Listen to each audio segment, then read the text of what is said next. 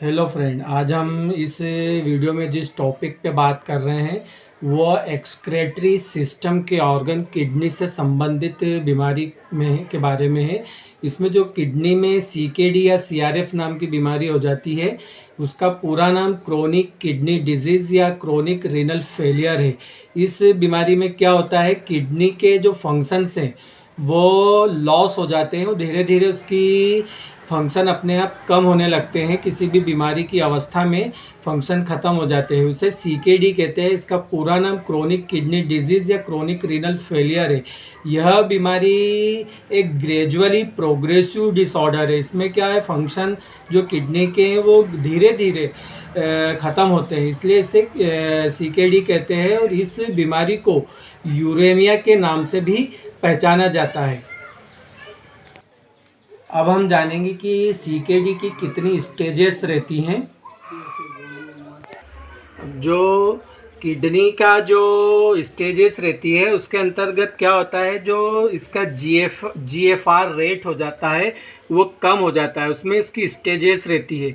जो ये हमारी किडनी है उसमें से बोमेन कैप्सूल या ग्लोमेरुलर रहते हैं जिसमें हमारा ब्लड क्षमता है, और इसकी रेट यदि 90 ml से कम हो जाती है तो यह सीकेडी की फर्स्ट स्टेज होती है। और जो सीकेडी की सेकेंड स्टेज है इसमें 60 से 89 ml पर मिनट इसकी जीएफआर रेट कम हो जाती है, तो वह सीकेडी की स्टेज 2 रहती है जिसमें माइल्ड रिडक्शन हो जाता है।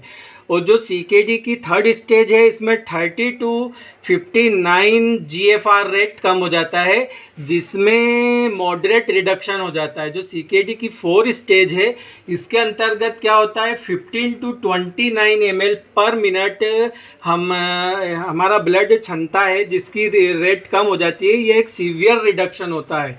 और एक होता है सीकेडी की 5 स्टेज, इसमें किडनी फेलियर ही हो जाती है। इसमें जीएफआर रेट 15 ml पर मिनट से भी कम यूरिन क्षमता है, जिससे ब्लड क्षमता है, जो कि सीकेडी की एक सीवियर स्टेज होती है।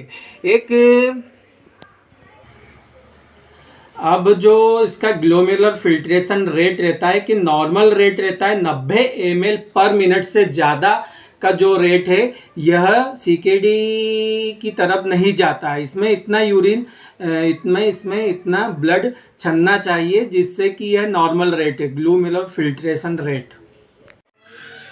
अब हम जानेंगे कि सीकेडी की क्या क्या इटियोलॉजी रहती है या क्या रिस्क फैक्टर रहते हैं जिसके कारण हमें किडनी की यह बीमारी हो जाती है। इसमें एक होता है नेफ्रोलिथियसिस। इसका मतलब है कि किडनी में यदि प्रोलॉन्ग लंबे समय से पथरी पड़ी हुई है तो यह बीमारी होने के चांसेस है। एआरएफ, यदि उसको किसी पेशेंट को या भूतकाल में या पास्ट में कोई एक्यूट रीनल फेलियर हुआ है किसी भी सेकेंडरी इन्फेक्शन के कारण, तो भी यह बीमारी होने के चांसेस हैं। उसे डायबिटीज़ मेलाइटस है, हाइपरटेंशन है, या नेफ्रोप्लास्टोमा या नेफ्रेटिक्स कैंसर है उसे यदि, तो यह बीमारी होने के चांसेस है। Prolong intake non steroidal anti inflammatory drug यदि वह लेता है, जैसे कि कॉम्बीफ्लेम, डायनापार, या जो आजकल देखते हैं ग्रामीण इलाकों में नीली पन्नी की, हरे पन्ने की गोलियां जो हम ज़्यादा सेवन करते हैं, उससे भी यह बीमारी हमें होने की चांसेस बने रहते हैं। अब हम जानेंगे कि क्या क्या प्रोसेस होती है जो हमारी बॉडी में जिससे कि हमें सीकेडी नाम की बीमारी हो जाती है। क्या कारण या क्या रिस्क फैक्टर के कारण हमें क्या प्रोसेस हो जाती है हमारी बॉडी के अंदर जिससे कि सीकेडी होती है।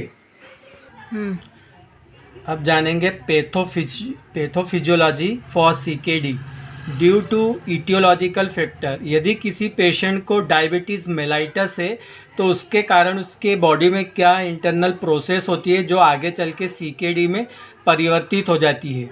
यदि वह पेशेंट अपनी शुगर अनकंट्रोल्ड रखता है तो हाइपरग्लाइसीमिया होता है, जिससे क्या होता है, mesangial injury via AGEROS Ross reactive oxygen species होती है, जिससे क्या होता है, हीमोडाइनामिक इफ़ेक्ट्स होते हैं।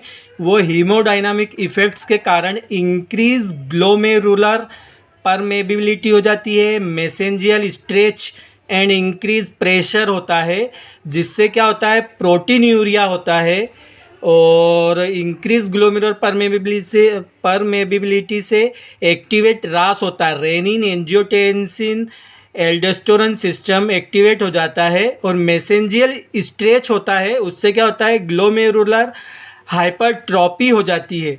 फिर जिससे क्या होता है जब प्रोटीनयूरिया होता है उससे क्या होता है proximal tubule take up protein and initiate inflammation हो जाता है, और एक्टिवेट रास होता है उससे क्या होता है कॉन्स्ट्रिक्ट इफरेट आर्टेरियोल हो जाता है, और ATI receptor stimulate TGA beta cell and growth factors हो जाता है।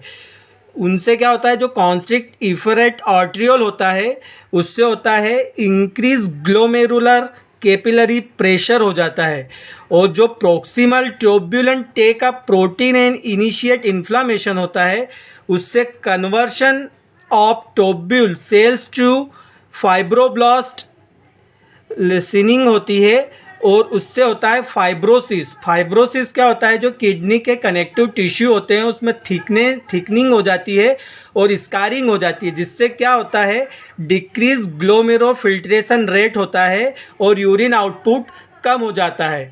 फिर क्या होता है जो सीकेडी के शुरुआती लक्षण है hypertension, hyperkalemia, hyponatremia, diarrhoea, pleuritic pain, dizziness, fever, oliguria होता है, एनुरिया होता है, प्रोटीनयूरिया होता है, ईडिमा होता है, और इसके अलावा आदि लक्षण होते हैं जो कि सीकेडी में परिवर्तित हो।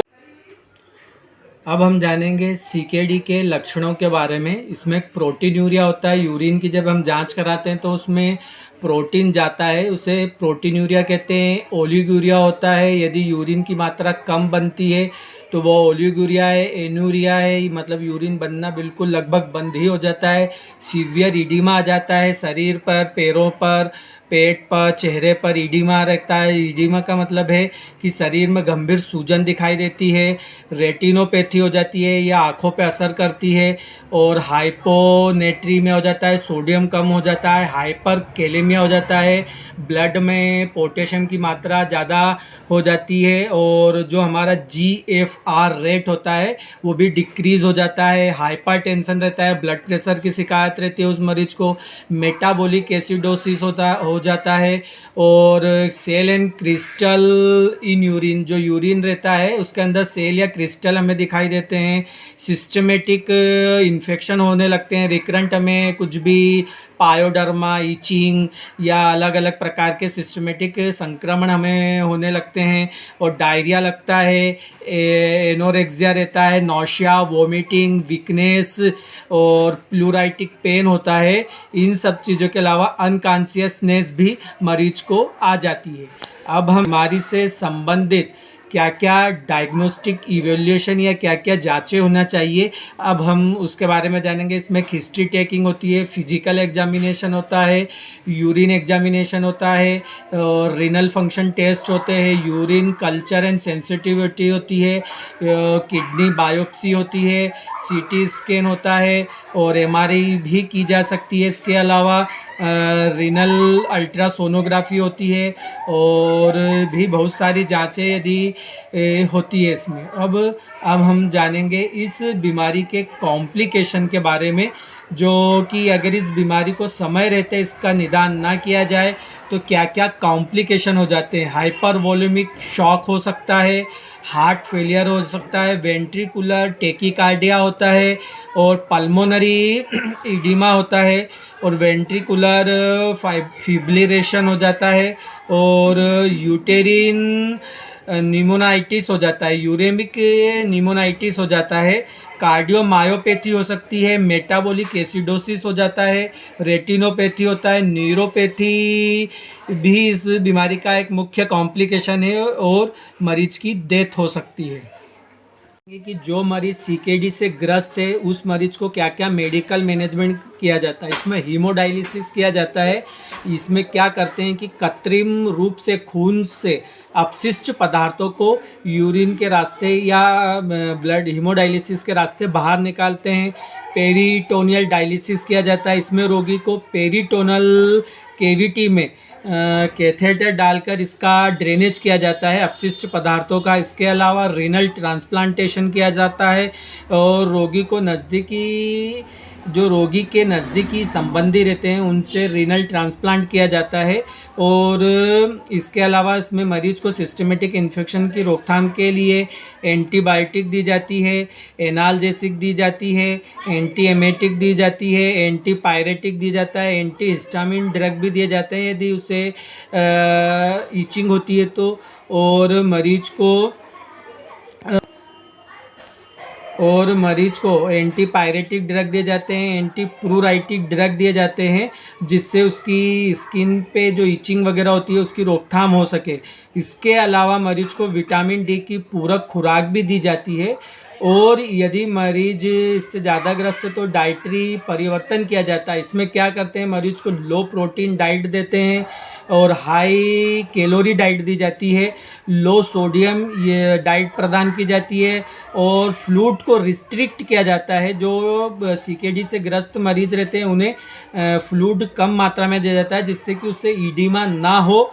और इन सब के अलावा मरीज को एंटी हाइपरटेंसिव ड्रग भी दी जाती है जिससे उसका ब्लड प्रेशर नियंत्रित रहे। इसके अलावा रोगी को डाययूरेटिक ड्रग दी जाती है जिससे कि उसकी जो सूजन बनी हुई है वो यूरिन के रास्ते बाहर हो। इन सब के अलावा मरीज को गैस्ट्रिक इरिटेशन की रोकथाम के लिए एंटासिड ड्रग भी दिए जाते हैं। सीवियर एनीमिया होने पर मरीज को ब्लड या ब्लड ट्रांसफ्यूजन भी किया जाता है। सीवियर एनीमिया की स्थिति में मरीज को इरिथ्रोपोएटिन करके सबक्यूटेनस इंजेक्शन भी प्रदान किए जाते हैं।